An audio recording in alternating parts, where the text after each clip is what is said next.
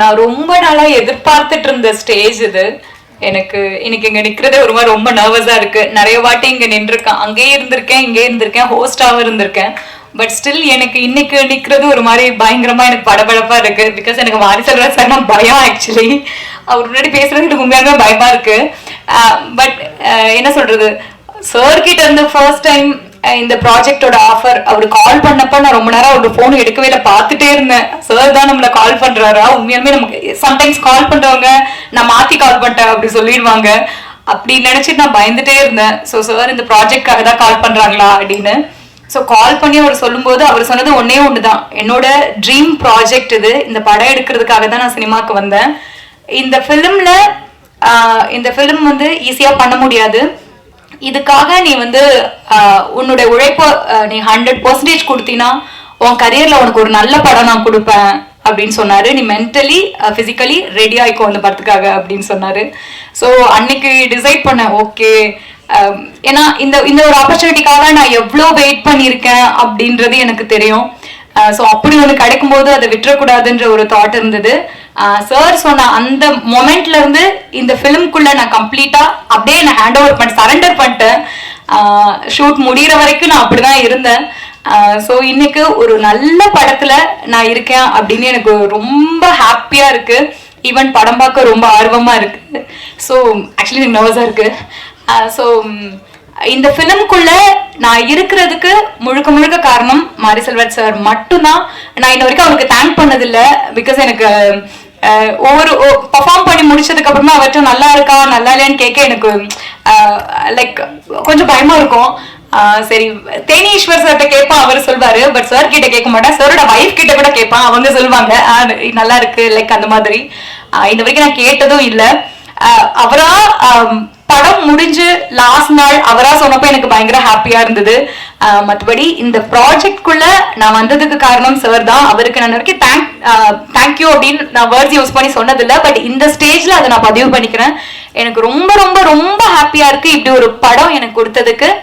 And படத்துல இருக்கிற படக்குழுல இருக்க எல்லாருக்கும் என்னுடைய wishes and thank you so much. மேடையில் இருக்கிற எல்லா பெரியவங்களுக்கும் வணக்கம். உண்மையிலே வந்து தயாரிப்பாளர் கிடைக்காம தன்னுடைய கதையை தேடிட்டு அழிஞ்சிட்டு இருந்த மாரி செல்வராஜ் இன்னைக்கு தயாரிப்பாளராகவே உயர்ந்திருக்கிறது வந்து ரொம்ப சந்தோஷம். அண்டு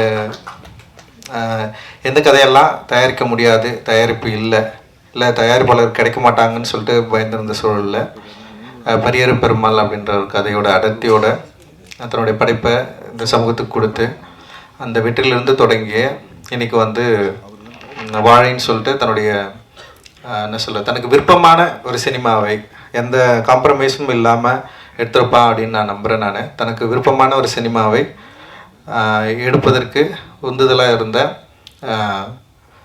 விஜய் டிவிக்கு வந்து ஹாட்ஸ்டாருக்கு வந்து என்னுடைய மிகப்பெரிய நன்றியை நான் தெரிவிச்சுக்கிறேன். அண்ட் ரொம்ப முக்கியமான விஷயமா நான் பார்க்குறேன், இந்த மாதிரியான படைப்புகளுக்கு தயாரிப்பாளர் கிடைக்கிறது ரொம்ப கஷ்டம்.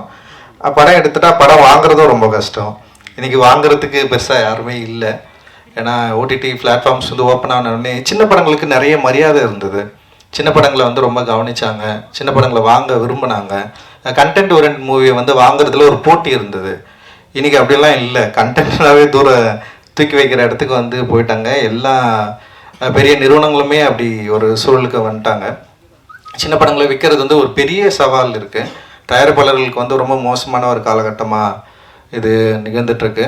ஸோ இது எப்படி மாறும்னு தெரில. ஆனால் அந்த வகையில் வந்து மாரி செல்வராஜ் தப்பிச்சிட்டான்னு நினைக்கிறேன். இந்த படத்தை வந்து ஹாட்ஸ்டாரே தயாரித்ததுனால அந்த டிஜிட்டல் விற்கிறதுல அவனுக்கு எந்த பிரச்சனையும் இல்லாமல் போயிடுச்சு. ஸோ டிவி ரைட்ஸும் வந்து ஈஸியாக விற்றுருவான் அப்படின்னு நான் நினைக்கிறேன். ஸோ தயாரிப்பெல்லாம் இருக்கிறதுல எனக்கு இருக்கிற பிரச்சனையை நான் இங்கே ஷேர் பண்ணிக்கிறேன். அண்ட் வந்து கண்டென்ட் ஓரியன்டாக இந்த மாதிரி ஒரு படத்தை எடுக்கிறப்போ வந்து என்னென்னா ரொம்ப முன்முடிவோட இது எங்களோட சேட்டலைட்டுக்கு இது வந்து ஒத்து வராது, எங்கள் சேனலுக்கு வந்து இதெல்லாம் பார்க்க மாட்டாங்க அப்படின்னு சொல்லிட்டு ரொம்ப முன்முடிவாக எனக்கு வந்து பெரிய நிறுவனங்கள் வந்து ரொம்ப ஸ்டப்பனாக தயாரிப்பாளர்களுக்கு சப்போர்ட்டே பண்ணாமல் பெரிய பிரேக் போட்டுட்டு இருக்காங்க. அண்ட் வந்து இது எப்படி சரியாகும்னு எனக்கு தெரியல. நிறைய தயாரிப்பாளர்கள் அற்புதமான சினிமாவை வச்சுக்கிட்டு நல்ல திரைப்படங்களை எடுத்துகிட்டு வந்து ரீச் பண்ண முடியாத ஒரு சிக்கல் வந்து இன்றைக்கி வந்து இருந்துகிட்ருக்கு.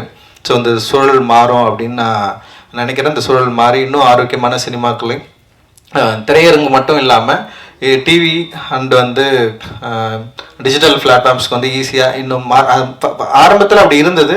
இப்போது திடீர்னு வந்து டோட்டலாக அதெல்லாம் மாறிடுச்சு. ஸோ அது திரும்பவும் சரியான நிலைக்கு வரும் அப்படின்னு நான் நினைக்கிறேன்.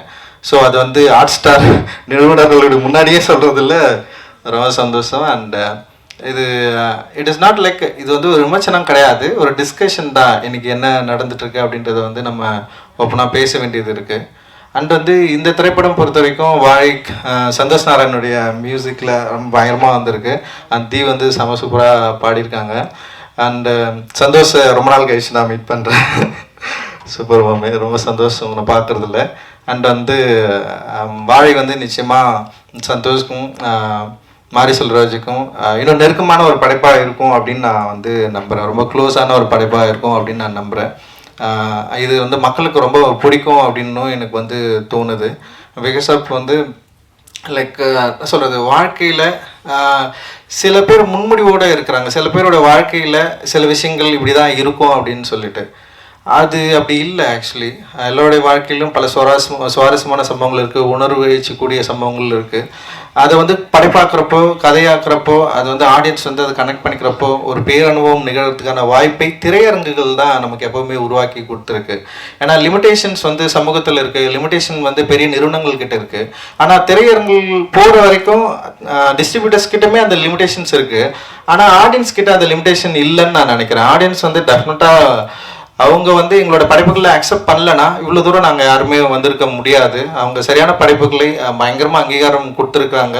அதனால தான் வந்து ஒரு சின்ன படம் எடுத்தாலும் கூட கூழாங்கல் இயக்குனர் வந்து இந்த மேடையில் உட்காந்துருக்காரு. அண்ட் வந்து அவருக்கு வந்து பெரிய அங்கீகாரம் வந்து உலக அளவில் கிடைச்சாலுமே அவருக்கு சரியான மரியாதை தமிழ் சமூகத்தில் வந்து கொடுக்கப்பட்டிருக்கு. இங்கே திரை உலகத்தில் அவருக்கு வந்து கொடுக்கப்பட்டிருக்கு அப்படின்றது வந்து ரொம்ப முக்கியமானதாக நான் வந்து பார்க்குறேன். அண்ட் மாரி செல்வராஜோடைய வளர்ச்சியில் ராம் சார் வந்து ரொம்ப ரொம்ப முக்கியமானவராக அவன் அடிக்கடி அவன் சொல்லியிருக்கான், நானும் பார்த்துருக்கிறேன். அண்ட் அவருடைய அக்கறை, அவனை உருவாக்கிய விதம், அவனை உருவாக்குவதற்கு அவர் கொடுத்த புத்தகங்கள் அப்படின்றது வந்து ரொம்ப முக்கியமானதாக நான் பார்க்குறேன். ஸோ ஒரு புத்தகம் அப்புறம் சரியான ஆசிரியர் இருந்தால் ஒரு நல்ல மாணவன் உருவாவதற்கு மாரி செல்வராஜ் வந்து ஒரு நல்ல உதாரணம். ஸோ அவர் வந்து தொடர்ந்து நிறைய திரைப்படங்களை இந்த சமூகத்துக்கு பலனளிக்கக்கூடிய திரைப்படங்களை எடுக்கணும் அப்படின்றது வந்து என்னுடைய விருப்பம். அண்ட் நானும் மாரி செல்வம் கூட சேர்ந்து இப்போ பைசன் சொல்லிட்டு ஒரு படம் பண்ணிட்டுருக்கோம். அதுவும் ரொம்ப இன்ட்ரெஸ்டிங்காக வந்துட்டுருக்கு. அண்ட் அதுவுமே வந்து ரொம்ப முக்கியமான திரைப்படமாக மாறத்துக்கான எல்லா வாய்ப்புகளும் இருக்குது. அண்டு எல்லாருக்கும் வாழ்த்துக்கள். மேடையில் இருக்கிற எல்லாருக்கும் என்னுடைய நன்றிகள், மகிழ்ச்சி. எல்லோருக்கும் வணக்கம். சார் சொன்ன மாதிரி இந்த மேடை தான் ஃபஸ்ட் மேடை. ப்ளஸ் நீங்கள் வந்து பெரியன் பெருமாளை கொண்டாடின விதம் தெரியும். அதை பார்த்து என்னோடய கலையை, என்னோடய அரசியலை இந்த மக்கள் எடுத்துகிட்டு கொண்டு போன விதம் வந்து தெரியும். அந்த நம்பிக்கை தான் வந்து அடுத்தடுத்த கர்ணனாக இருக்கட்டும், மாமன்னனாக இருக்கட்டும், வாழையாக இருக்கட்டும், இப்போ எடுத்துகிட்டு இருக்க பைசனாக இருக்கட்டும், இது எல்லாமே முழுக்க என்ன விஷயம் நடந்தாலும் இந்த கதையை ஏற்றுக்கொள்வதற்கான மக்கள் இருக்கிறார்கள் அப்படிங்கிற நம்பிக்கையில் தான் எல்லா கதையுமே எடுக்கிறோம். அப்படி ஒரு அந்த மாதிரியே நம்பிக்கையை கொடுத்த பத்திரிகையாளர்களுக்கு முதல்ல என்னோட நன்றி. முதல்ல ஹாட் ஸ்டார் தேங்க்ஸ் சொல்லணும். ஏன்னா இந்த ஸ்கிரிப்டு ஃபஸ்ட்டு நான் சினிமாவுக்கு வந்த உடனே படமெல்லாம் சொன்ன உடனே முதல்ல இருந்த ஸ்கிரிப்ட் வாழை தான். ஃபஸ்ட்டு வந்து சின்னதாக ஒரு இது கதையை சொன்னேன் டேரக்டர்கிட்ட, இதை வேணால் எழுதி வைடா அப்படின்னு சொன்னார். அதை எழுதி வச்சு ஒரு சின்ன பட்ஜெட்டில் பண்ணிடலாம் அப்படின்னு சொல்லி 50 லட்ச ரூபா அந்த கூட அந்த படம் பண்ணிடலாம் அப்படிங்கிற முடிவோடு இருந்த படம் தான் வாழை. ஏன்னா இது எடுத்தால் தான் என்னோடய அடுத்த கதைக்கு என்னால் போக முடியும் அப்படின்னு நம்பிக்கிட்டு இருந்தேன். அப்போ அந்த அறிவுக்கு நான் அப்படி நம்பிக்கிட்டு இருந்தேன். இது எடுக்காமல் நம்மளால் அடுத்த படத்தை எடுக்கவே முடியாது. ஏன்னா இது அவ்வளோ பாதிப்பு ஏற்படுத்தின ஒரு கதை எனக்கு. அதோட அப்போ காலப்போக்கில் வந்து என்ன ஆகி போச்சுன்னா நான் நிறைய வாசிக்க ஆரம்பித்தேன். நிறைய படங்கள் பார்க்க ஆரம்பித்த உடனே எனக்கு தெரிஞ்சு இதே வந்து நம்ம வந்து கஷ்டப்பட்டு எடுக்கக்கூடாது, இது நல்லா எடுக்கணும், நம்ம வந்து அடித்து பிடிச்சி எடுக்கக்கூடாது, இந்த வாழையை வந்து மிக சரியானதாக டைம் கிடைக்கும் போது எடுக்கணும் அப்படின்னு முடிவு பண்ணிட்டு தான் தள்ளி வச்சுட்டு பெரியன் பெருமாள் எழுத ஆரம்பித்தேன். பெரியன் பெருமாள் அப்போ இதே அளவுக்கு பெயினுள்ள கதை எழுதுவோம் தனியாக அப்படின்ட்டு பெரியன் பெருமாள் எழுத ஆரம்பித்தேன். பெரியன் பெருமாள் வந்து என்னோடய ஜேர்னி ஸ்டார்ட் ஆகிடுச்சு. இப்போது இந்த கதை என்ன பண்ணுறது உள்ளுக்குள்ளே அழுத்திக்கிட்டே இருந்துச்சு. பெரிய பெருமாள் ரிலீஸ் ஆச்சு, கர்ணன் ரிலீஸ் ஆச்சு, மாமன்னன் ரிலீஸ் ஆச்சு. மாமன்னன் எழுதி முடிச்சிட்டேன். அப்புறம் வந்து இந்த வாழை என்ன பண்ணுறதுன்னு முடிச்சுட்டு இருக்கும்போது நரன் ஒரு நாள் வீட்டுக்கு வந்து ஆஃபீஸ்க்கு வந்தார். சும்மா பேசிகிட்டு இருக்கும்போது இந்த மாதிரி ஏதாவது பண்ணுங்க அப்படின்னு சொல்லும்போது இந்த வாழை கதையை சொன்னேன். நீங்கள் இருக்க இவ்வளோ பிஸியில் எப்படி பண்ணுவீங்கன்னு கேட்கும்போது நான் ஏதாவது கேப்பில் நான் வந்து பண்ணிவிடுவேன். இது எனக்கு இது கதையும் தேவையில்லை, ஸ்கிரிப்ட் புக்கும் தேவையில்லை, எதுவுமே தேவையில்லை, நீங்கள் ஓகே சொன்னால் நான் பண்ணிவிடுவேன் போய் அப்படின்னு சொல்லி அப்படி தான் வாழை வந்து ஸ்டார்ட் ஆச்சு. உடனே ஹாட் ஸ்டார் பேசினாங்க. அந்த கதையை கேட்டு அடுத்த நிமிஷமே நம்ம பண்ணுறோம் சார் சொல்லிட்டாங்க. நான் மாமன்னன் ஷூட்டிங்கில் இருந்தேன். அப்போ மாமன்னன் கேப்பில் இந்த படத்தை நான் வந்து மாமன்னன் ரிலீஸ் ஆக முன்னாடி இந்த படம் பண்ணி முடிச்சிட்டோம். நிச்சயமாக அந்த ஃபங்க்ஷன் வைக்கிறதுக்கு முதல் ரீசன் காரணம் என்னன்னா, ஃபர்ஸ்ட் சிங்கிள் சும்மா சாதாரணமாக ரிலீஸ் பண்ணிடலாம். என்னோடய பசங்களுக்காக தான் அந்த ஃபங்க்ஷன் வைக்கிறது. என்னோடய பசங்கன்னா பொன்வேலுக்கும் ராகுலுக்கும் தான் இந்த ஃபங்க்ஷன் வைக்கிறது. ஏன்னா அவனுக்கு சின்ன பையனாக இருந்தாங்க இந்த படம் எடுக்கும்போது. இப்போ வளர்ந்துட்டானுங்க. வயசு நடக்க ஷூட்டிங் போயிருக்கேன். ஜூனியர் பாம்போடு நின்றுட்டு இருக்கானுங்க. நீ என்ன பண்ணிக்கிட்டு இருக்க? நாங்கள் வந்து 1.5 வருஷமாக நீங்கள் வந்து நான் அவ்வளோ பில்டப் பண்ணி நடிச்சுக்க ஸ்கூலில் லீவ்லாம் கேட்டு பில்டப் பண்ணி வச்சுருக்கோம். நீ வந்து இங்கே வந்து வேறு படம் எடுத்துக்கிட்டு இருக்க. மாமன்னு எடுத்த ஓகே, அடுத்து பைசன்னு படம் எடுக்க வந்துட்டா, எங்களை எப்போ தான் காட்டுவேன் அப்படின்னு அவனை என்னை கேட்காமலே முடிச்சுக்கிட்டே இருந்தானுங்க 2 பேருமே. சரி சீக்கிரமாக ஏதாவது பண்ணிவிடுவோன்னு சொல்லிட்டு தான் அந்த ரிலீஸு. அப்போது அந்த ஸ்டேஜ் ஒன்று போட்டு அவனுக்கு இதுக்கப்புறம் நிறைய லீவ் கேட்போம்ல ஸ்கூல்லலாம், அதுக்கெலாம் எவிடன்ஸ் ஒன்று க்ரியேட் பண்ணணும் அப்படிங்கிறதுக்காக தான் அந்த ஃபங்க்ஷன். அதனால் ஃபஸ்ட் சிங்கிள் சும்மா சாதாரணமாக ரிலீஸ் பண்ணதுக்கு பதிலாக அவங்கள வச்சு ரிலீஸ் பண்ணுவோம் அப்படின்னு பிளான் பண்ணி தான் ரிலீஸ் பண்ணோம். அதனால் ஹாட் ஸ்டார் ரொம்ப நன்றி. என்னை ரொம்ப பிலீவ் பண்ணாங்க. ஏன்னா ஒரு படம் ஷூட்டிங் போயிட்டு இருக்கும்போது என்னோட கமிட்மெண்ட் அவங்களுக்கு எல்லாமே தெரியும். அதனால் வந்து இது எப்போ பண்ணுவார்லாம் யோசிக்காமல் நான் கேட்கணும் காசு கொடுத்தாங்க. போய் இந்த படத்தை நான் முடிச்சுட்டு வந்துட்டேன். இதுக்கப்புறம் இவ்வளோ கேப்பில் எனக்காக வெயிட் பண்ணுறாங்க. நீங்கள் எப்போ வரீங்களோ அப்போ வாங்கன்னு சொன்னாங்க. அதே மாதிரி இப்போ எல்லா வேலையும் முடிஞ்சு இப்போ நான் ரிலீஸ் பண்ணுறேன்னா ஓகேன்னு சொல்லி இவங்க வேலையை ஸ்டார்ட் பண்ணியிருக்காங்க. அதனால் வந்து Pradeep sir, Krishnankutty sir, hot star மொத்த டீமுக்குமே வந்து எனக்கு ரொம்ப நன்றி. மெயினாக வந்து நான் படத்தை பற்றி பேச வேண்டாம், ஏன்னா அது ஃபஸ்ட் சிங்கிள் தான், நிறைய விஷயங்கள் இருக்குது. மெயினாக எனக்கு நான் பிலீவ் பண்ணுற விஷயம் ஒன்று தான். நான் ஒர்க் பண்ண எல்லாருமே இங்கே இருக்காங்க. ரஞ்சித்தனா இருக்கார், அவர் கூட இப்போ அடுத்த படம் பண்ணிக்கிட்டு இருக்கேன். அப்போ தானு சார் இருக்கார், அவர் கூட எனக்கு கமிட்மெண்ட் இருக்குது, படம் பண்ணுறேன். அதுக்கு அடுத்து மூர்த்தி சார் இருக்கார், ரெட் ஜெயண்டு, அவங்க கூட ஒரு படம் பண்ணுறேன், கமிட்மெண்ட் இருக்குது. இது ஏன் சொல்கிறேன் அப்படின்னா, நான் என்னவா இருக்கேன் சினிமாவுக்குள்ள, இதுவே எனக்கு பயங்கர திருப்தியாக இருக்குது. என் கூட ஒர்க் பண்ணவங்க என்னோட உழைப்பையும் என்னோட அரசியலையும் என்னோட சினிமா கலையின் மீது எனக்கு இருக்கிற விஷயத்தையும் புரிஞ்சுக்கிட்டு என்னை அரவணைச்சு அவங்க கொண்டு போயிட்டு இருக்காங்க. இந்த 4 பேர், இந்த 3 ப்ரொடியூசரும் இவங்க கூட இருந்து என்னைய ஒரு ப்ரொடியூசராக பார்க்குறதும் சந்தோஷப்படுறதுமே முக்கியமான விஷயம். அடுத்தடுத்து அவங்க கூட ட்ராவல் பண்ணுறேன். அவங்க 3 பேர்த்துக்குமே ரொம்ப நன்றி. அடுத்து வந்து என்ன சொல்கிறது, என்னோடய இயக்குனர் ரஞ்சிதன் அடிக்கடி சொல்லிட்டே இருப்பேன், எல்லாத்தையும் சொல்லிட்டே இருப்பேன். உனக்கு ஏன் இவ்வளோ பதட்டம், உனக்கு ஏன் இவ்வளோ சிக்கல், ஏன் இவ்வளோ டென்ஷன் ஆக, 4ஆவது படம் வந்துட்டு எல்லாம் பார்த்து பண்ணலாம்னு சொல்கிறது. இப்போ கூட உதடு ஒட்டாமிச்சுக்க தான் பேச கூப்பிடுறாங்க. நான் நிறைய ஃபங்க்ஷனில் உதடு ஒட்டினாலே கான்ட்ரவர்ஷியலாக பேசி மாட்டியிருக்கேன். எனக்கு தண்ணி குடிக்க முதல்ல ஒட்ட ஆரம்பிச்சிட்டுனா டகடன்னு ஏதாவது பேசிட்டு போயிடுவேன். பேசிட்டு கீழே போனதுக்கப்புறம் தான் பார்த்தேன் உள்ளுக்குலேருந்து வெளியிருந்து கொட்டிருக்கும் ஏதோ ஒன்று. நான் போகும்போது ஹிடன் பண்ணிட்டு போயிருப்பேன், ஆனால் மேலே போய் அது கொட்டிருக்கும் பயங்கரமாக. அப்போ யோசிப்பேன், இது உள்ளே கிடந்திருக்கு, நமக்கு தெரியாமல் கிடந்திருக்கு அப்படின்னு யோசிப்பேன். அப்படி நிறைய ஃபங்க்ஷன்லாம் நான் பேசியிருக்கேன். அதுக்கு ஒரே ரீசன் என்ன அப்படின்னா, நிறைய விஷயங்கள் ஓடிக்கிட்டே இருக்கும். ரஞ்சிதனை திட்டிகிட்டே இருப்பார், டேய் நார்மலாக இருக்கா, நீ வந்து கேஷுவலாக இருக்க, உனக்கு எல்லா வசதியும் வந்துடுச்சு, நீ சொன்ன எல்லாமே நடக்கும், நல்ல ப்ரொடக்ஷன் வந்துட்டாங்க, ப்ரொடியூசர்ஸ் இருக்காங்க, அப்புறம் ஏன் இவ்வளோ பதட்டப்பட்டு படத்தை எடுக்கிற, இவ்வளோ வேகத்தை ஏன் போடுற அப்படின்னு கேட்பாரு. ஒரு கதையை படமாக்குவது என்றால் அந்த கதையை நம்ம ரசித்து அதுக்கான கிராஃப்டை கண்டுபிடிச்சி ஒரு படம் பண்ணலாம். பட் என்னை நானே இயக்குவது அப்படின்றது, என்னோடய வாழ்க்கையை நான் இயக்குவது அப்படிங்கிறதுனால வந்து எனக்கு இந்த பதட்டம் போக மாட்டேங்குது. நான் கிரியேட் பண்ணுற எல்லா கேரக்டர்ஸுமே என் வாழ்க்கையில் பார்த்த மனிதர்களாக இருக்காங்க. அவங்க இன்னும் வாழ்ந்துக்கிட்டு இருக்காங்க. அவங்க ஏதோ மூலையிலேருந்து நீ பார்த்துக்கிட்டு இருக்காங்க. அவங்க என்னை வந்து இவன் எப்படி மாறிக்கிட்டு இருக்கான், என்னவா ஆகிக்கிட்டு இருக்கான், என்ன பேசுகிறான், இவன் பேசுகிறது எவ்வளோ உண்மை இருக்குது, எவ்வளோ பொய் இருக்குது, இவன் பேசுகிறத ஏற்றுக்கலாமா, நம்பலாமா, வேண்டாமான்னு சொல்லிட்டு அவங்க கண்காணிச்சிட்டே இருக்காங்க. அதனாலேயே எனக்கு அந்த பதட்டம் இருந்துகிட்டே இருக்குது. அது மட்டும் இல்லாமல் எனக்கு ஒரு கடமையும் இருக்குது. இப்போ இந்த மேடை எனக்கு ரொம்பவே மகிழ்ச்சியான மேடைக்கான காரணம் என்ன அப்படின்னா, இந்த ராகுலும் பொன்வேலும் இந்த மேடையில் இருக்கிறது தான். ஏன்னா இந்த வயசில் நான் எப்படி இருந்தேன்னு தெரியும். என் ஊரில் என் சொந்த அக்கா பசங்க தான் அவங்கள, என்னோடய அக்கா பையன் ஒருத்தர் மாமா பையன், இந்த 2 பேரும் இந்த வயசில் நான் என்னவா இருந்தேன்னு எனக்கு தெரியும். இவங்களுக்கு அங்கேருந்து கூட்டிகிட்டு வந்து இந்த மேடையில் உட்கார வச்சுட்டேன் அப்படின்னு ஒன்று இருக்குல்ல, இவனுங்க வழி தவறி போயிட மாட்டானுங்க. இனிமேல் இவனுங்க இந்த சினிமா, இந்த கலையின் வழியாக இந்த உலகத்தை நல்லா புரிஞ்சுக்குவானுங்க, இந்த கலையின் வழியாக அவனுங்க திசை மாறாமல் இருப்பானுங்க அப்படிங்கிற ஒரு பெரிய சந்தோஷம். ஏன்னா திருநெல்வேலி எப்படி இருக்குன்னு உங்களுக்கு நல்லா தெரியும்.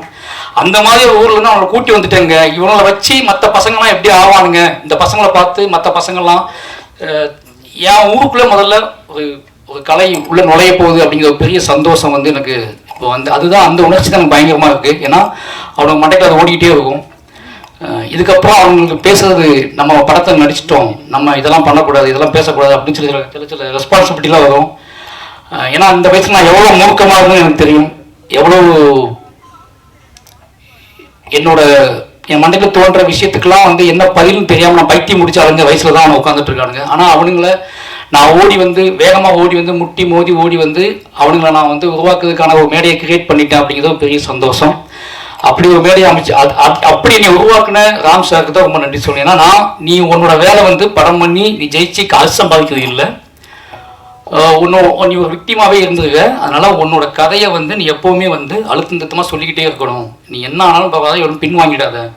உன்னோட கதை அப்படிங்கிறது உனக்கான கதை மட்டும் இல்லை, உனக்கு பின்னாடி வரக்கூடிய சந்ததியினருக்கான கதை. அதை வந்து எப்பவும் மிஸ் பண்ணாத. நீ என்ன ஆனாலும் அதை மாறிடாதுன்னு சொன்னதுனால தான் முழுக்க நான் அது கூடவே ட்ராவல் பண்ணிக்கிட்டே இருக்கேன். சொன்ன மாதிரி இன்னும் என்ன சொல்கிறது, நான் மீண்டு வெளியே வர்றதுக்கே கொஞ்சம் நாளாகும். என்னோட கதையை முடித்து கொண்டு வெளியே வர்றதுக்கே கொஞ்சம் நாளாகும். அப்படியாப்பட்ட படம் கதைகள் தான் தொடர்ந்து நான் பண்ணிக்கிட்டு இருக்கேன். அதனால் வந்து என்னோடய இயக்குநருக்கு வந்து இதே மேடையில் நான் சொன்னேன்னு நினைக்கிறேன். என்னோடய இயக்குனர் இருக்கிற வரைக்கும் எனக்கு சின்ன மாற்றம் கூட நீங்கள் பார்க்க முடியாது. அப்படிங்கிற காரணம் என்ன அப்படின்னா, என்னைய கண்காணிச்சிட்டு இருக்கிற முக்கியமான கண்களில் வந்து அவரோட கண்கள் முக்கியமான கண்கள். ஏதாவது வந்து ஃபோன் வந்துச்சுன்னா நான் முதல்ல யோசிக்கிறது நான் அன்றைக்கி என்ன தப்பு பண்ணுன்னு தான் யோசிப்பேன்.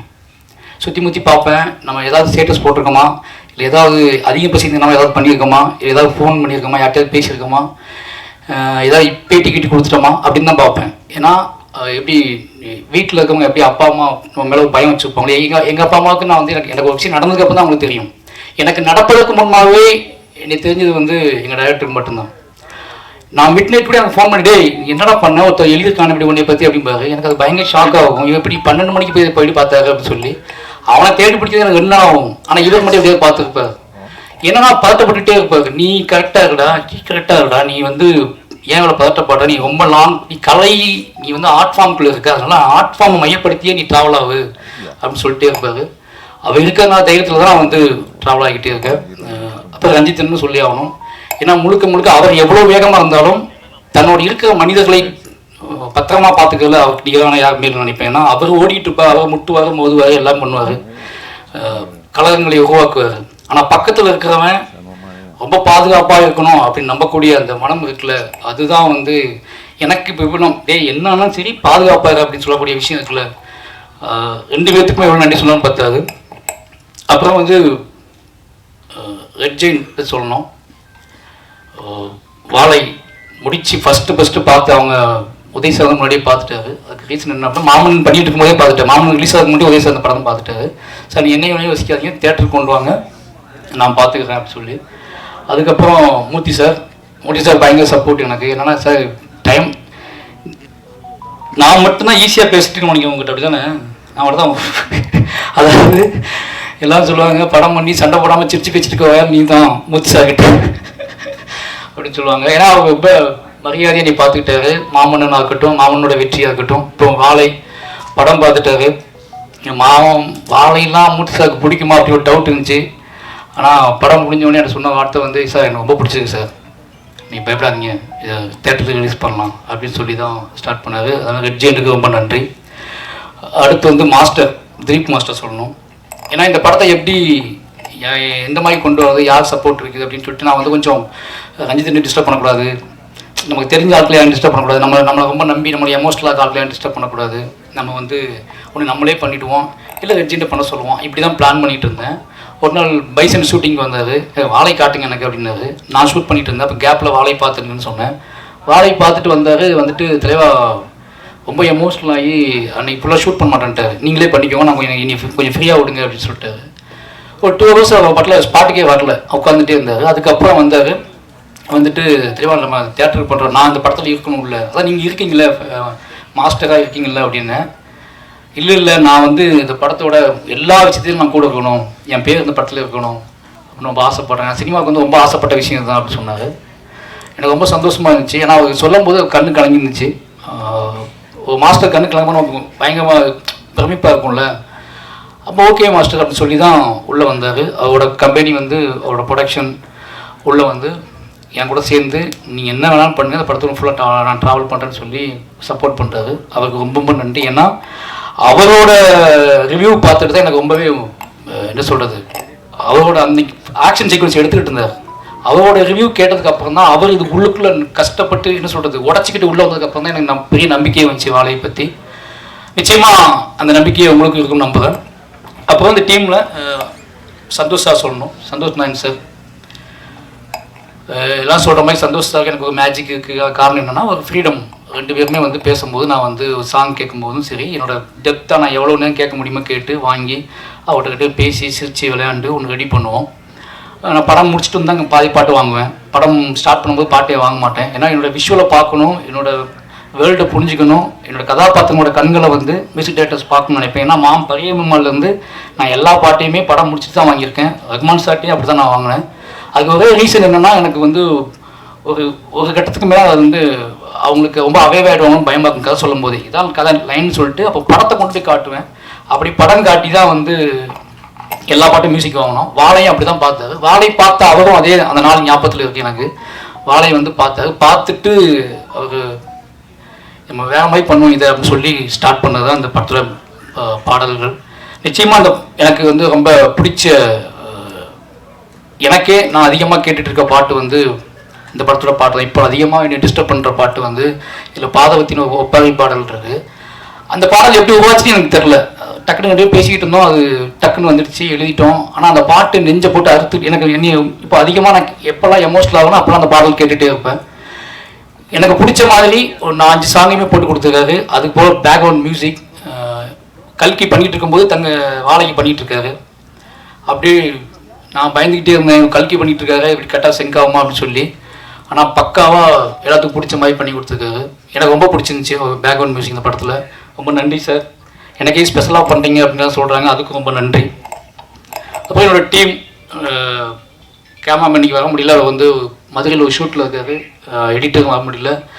அப்புறம் வந்து குமார் ஆர்டேட்டர் எல்லாருமே எனக்கு வந்து இது என் படம் என்னோட விஷயம் அப்படின்னு புரிஞ்சுக்கிட்டதுனால ரொம்ப எமோஷ்னலாகவே எல்லாருமே வேலை பார்த்தோம். என்னோடய ஆர்டிஸ்ட்டு நிகிலா உமல், அப்புறம் திவ்யா துரைசாமி, அப்புறம் கலையரசன், இவங்க எல்லாருமே என்ன பண்ணாலும் ஒரு கட்டத்தில் வந்து விடமாட்டார். இதுதான் இந்த படத்தை எடுத்ததுக்கான காரணத்தை புரிஞ்சுக்கிட்டாங்க. இந்த படம் கதை என்ன மாதிரியான கதை, இது யாரோட கதைன்னு தெரிஞ்சுக்கிட்டு எல்லாத்தையுமே என் முகத்தை பார்த்துட்டே இருப்பாங்க. இவன் வேற ஏதாவது யோசிக்கிறான், இது வந்து சினிமாவாக நடக்காது, நம்ம சமாளிக்க முடியாது அப்படின்னு தெரிஞ்சுக்கிட்டு எனக்காக நான் சொன்னது எல்லாமே செஞ்சாங்க. எல்லாமே ரொம்ப கஷ்டப்பட்டு நடித்தாங்க. இதில் வந்து நிக்கிலாவுக்காவது கொஞ்சம் ஈஸியான கேரக்டர் தான், ஆனால் ரொம்ப நல்லா பண்ணியிருக்காங்க.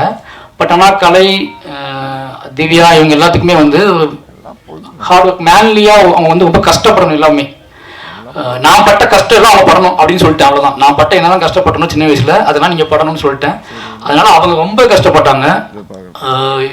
எந்த நடிகர்களும் செய்ய மாட்டாங்க, அதை கண்டிப்பாக செய்ய முடியாது. கிட்டத்தட்ட கலையரசன் வந்து 100 கிலோ வெயிட்டு தள்ள தூக்கிட்டு இருந்தார். 100 கிலோ கண்டிப்பாக. ஒரு 5 தாருனா 100 கிலோ, உங்களை 5 வாழை தாருனா 100 கிலோ வந்துடும். அது மாதிரி திவ்யா துரைசாமியும் வந்து ஒரு 60 கிலோ 70 கிலோ தூங்கியிருப்பாங்க படம் ஃபுல்லாகவே. அது என்ன அப்படின்னா அவங்க கழுத்து பிளக்கணும், இது எல்லாமே வந்து ட்ரைனிங் கொடுத்து அதை போய் சகதி, இது எல்லாம் நிறைய விஷயங்கள் இருந்துச்சு. எல்லாமே மாரி செல்வராஜ் அப்படிங்கிற ஒரு பையன் மேலே ஒரு டைரக்டர் மேலே இந்த மரியாதை மட்டும்தான் ஒரே ரீசன். ஏன்னா இப்போ யோசிச்சு எனக்கே ஆச்சரியமாக இருக்கும். ஷார்ட்டில் ஃப்ரேம் வச்சு பார்த்துட்டு இருக்கும்போது தள்ளி தூக்கிட்டு நடந்து போயிட்டு இருப்பாங்க. அது இடையில என் மக்கள் நடந்து போயிட்டு இருப்பாங்க, என் மக்களுக்கு நடையில இவங்க நடந்து போயிட்டு இருப்பாங்க. அதை பார்க்கும்போது ரொம்ப ஆச்சரியமாக இருக்கும். எனக்கு ஊர்காரமாகவே போயிட்டு இருப்பாங்க, பாவமாக இருக்கும். இறக்கி வச்சதுக்கப்புறம் அப்படியே கழுத்து மெதுவாக திருப்பி பார்ப்பாங்க. திருப்பி ரீடேக் வந்துடுமோங்க பயம் வந்து அவங்களுக்கு பயங்கரமாக இருக்கும். ஆனால் ரீடேக் வந்துடும், திருப்பி தூக்கிட்டு போவாங்க. ஏன் அவனுக்கு பெரிய உந்துதாக இருந்துச்சுன்னா அந்த பசங்க இதே வெயிட்டை இதே விஷயத்துல பசங்க சமைக்கிறாங்க அப்படின்னு பார்க்கும்போது அவங்களுக்கு இன்னும் சப்போர்ட்டிவாக இருந்துச்சு. எல்லாருமே ஓப்பனாக சொல்லணும் அப்படின்னா நிறைய வேலை வாங்கியிருக்கேன். அந்த வேலையை அந்த எமோஷனில் புரிஞ்சுக்கிட்டு எல்லாருமே ரொம்ப ஹார்ட் ஒர்க் போட்டு இந்த படத்தை எனக்கு பண்ணி கொடுத்துருக்காங்க. அதனால் எவ்வளோ என்னோட மொத்த டீமுக்கு வந்தும் ரொம்ப நன்றி சொல்லணும். அப்புறம் என்னோட நவி ப்ரொடக்ஷனோட ப்ரொடியூசர் திவ்யா செல்வராஜ், அவன் இப்போ தான் என்ன கேட்டாங்க, என்னது இது நானா ப்ரொடியூசரு மேலே போகணுமா அப்படின்னு கேட்டாங்க. அந்த படத்தில் காஸ்டியூம் டிசைனர் வந்து அவங்க திவ்யாவோட தங்கச்சி தான் சொன்னா வந்து அவங்க பண்ணியிருக்காங்க. பண்ணதானே அது என்னோட ஊர், அது என் ஊர், அவங்க சேலம். அவங்க எப்படி காஸ்டியூம் டிசைன் பண்ணியிருப்பாங்கன்னு யோசிச்சுப்பாங்க. அவங்க பண்ணியிருக்காங்க. அவங்க நன்றி அன்றைக்கி பர்த்டே, ஹாப்பி பர்த்டே. திவ்யா வந்து எனக்கு நல்லா தெரியும். நாங்கள் லவ் பண்ண காதலிக்க ஆரம்பித்த காலகட்டத்தில் சினிமாவுக்கு டிக்கெட் வாங்கிட்டு ஒரு நாள் நல்லா ஒரே ஒரு விஷயம் சொல்லணும். ஒரு விஷயம், நானும் திவ்யாவும் ஃபஸ்ட்டு படத்துக்கு போனோம். இதுக்கு தானே ஆசைப்பட்டாய் பாலகுமார்னு சொல்லிட்டு அந்த படம் ஃபேமிலியாக போயிருந்தோம். அப்போ தங்கமீன்கள் ரிலீஸ் ஆகிருந்துச்சு, கொஞ்ச நாள் முன்னாடி ரிலீஸ் ஆகி முடிச்சிருந்துச்சு. அப்போ தான் ஃபஸ்ட் டைம் படத்தை கூட்டி போயிருந்தேன். உள்ளே உட்காந்து படம் ஆரம்பிச்சு விஜய் சேதுபதி காட்டக்கூட செய்யலை. அதுக்கு எங்கள் டேரக்டர் வந்து ஃபோன் வந்துச்சு. ஃபோன் வந்துட்டு எங்கடா அதுக்கு படம் பார்த்துட்டு வெளியே வர அந்த புக்கு ஒன்று வாங்கிட்டு வர, அந்த புக்கை வாங்கிட்டு வந்து அது என்ன இருக்கான்னு பார்த்து சொல்கிறா அப்படின்னு சொன்னார் என்கிட்ட. நான் எழுந்துச்சி வெளியே வந்துட்டேன். எழுந்துச்சி வெளியே வந்து அப்போ நான் புக்கை தேடி கண்டுபிடிச்சி புக்கை பேசி நானும் சாகும் பேசிகிட்டே இருந்து படமே முடிஞ்சிருச்சு. இவன் படம் முடிச்சுட்டு வெளியே வந்தாங்க. அப்போ தான் அவங்களுக்கு வந்து சினிமாவுக்குள்ளே இருந்துக்கிட்டே சினிமாவை பற்றி டேரக்டர் வந்து பேசிகிட்டு இருக்கிற விஷயம்லாம் அவங்களுக்கு பயங்கர ஷாக்காக இருந்துச்சு. ஏன்னா ஒவ்வொரு படத்துக்கும் டிக்கெட் கேட்டு கெஞ்சுவாங்க என்கிட்ட. நான் இப்போ சென்னைக்கு வந்துட்டேன்ல, அஸ்டேட் நினச்சா எல்லா படத்துக்கும் டிக்கெட் வாங்கி குடிக்கும் நம்புறது இருக்குல்ல. நானே தங்கமீன் எங்கள் டைரக்டர் வேலை பார்த்துட்டு இருக்கேன். அவங்க கேட்கறது எந்த ஒரு டிக்கெட் கேட்பாங்க. அந்த அதுக்கெல்லாம் நான் எங்கே போய் பார்ப்பேன். ஆனால் கஷ்டப்பட்டு எப்படியோ யார்ட்டையாவது சொல்லி டிக்கெட் வாங்கி கொடுப்பேன். அவங்க கூட்டத்துக்குள்ள நெளிஞ்சு போய் பார்த்து வருவாங்க. சினிமா பிரியர்களாக இருந்தாங்க ரொம்ப. எனக்கு அதுதான் கல்யாணம் பண்ணது ஒரே ரீசன். அவங்க அம்மா, அவங்க வீடு, 3 பேருமே கலையை நேசிக்கக்கூடிய ஆட்களாக இருந்தாங்க. கலையின் வழி யார் உரையாடினாலும் ஒரு ஆர்ட் ஃபார்ம் வழி பேசக்கூடிய மனிதர்களை ரொம்ப ரொம்ப நம்பினாங்க. என்கிட்ட அது ரொம்ப தாராளமாக இருந்துச்சு. அதனால என்னை ரொம்ப தாராளமாக நம்பிட்டாங்க. இன்றைக்கி நான் எனக்கு ரொம்ப சந்தோஷம் சொன்ன மாதிரி எனக்கு வந்து ரொம்ப எமோஷனலான ஒரே ரீசன் என்னென்னா, நம்ம ஏதோ செஞ்சுருக்கோம், ஒரு நாடக காதலின் வழி நம்ம ஏதோ ஒன்று செஞ்சுருக்கோம் அப்படின்னு ஒன்று தோணுச்சு எனக்கு. நாடகாதல் தான் அவங்களுக்கு புரிஞ்சிருக்கும். சாதி முத்தம்னா நாடகாதல். அப்போ நாடகாதல் வழி நம்ம ஒன்று பண்ணியிருக்கோம் அப்படிங்கிறத வந்து பெரியமான சந்தோஷமாக இருந்துச்சு. அந்த வகையில் வந்து இன்றைக்கி என் வாழ்க்கையில் முக்கியமான நாள். என்னுடைய காதலி என்னுடைய திவ்யாவை வச்சு இந்த படம் அவள் மேடையில் வச்சு அவளோட பேர் போட்டு இந்த படம் வருது அப்படிங்கிறது என்னோட கதை. திவ்யா வந்து அவள் பேர் போட்டு மாரி செல்வராஜோட மாரி செல்வராஜோட வாழ்வில் நடந்த ஆகப்பெரும் துயரத்தை அவள் தயாரித்து வெளியிடுறா அப்படிங்கிறது வந்து எனக்கு என் வாழ்க்கையில் வந்து இப்படி நடக்கும் நான் நினச்சி பார்த்ததே கிடையாது.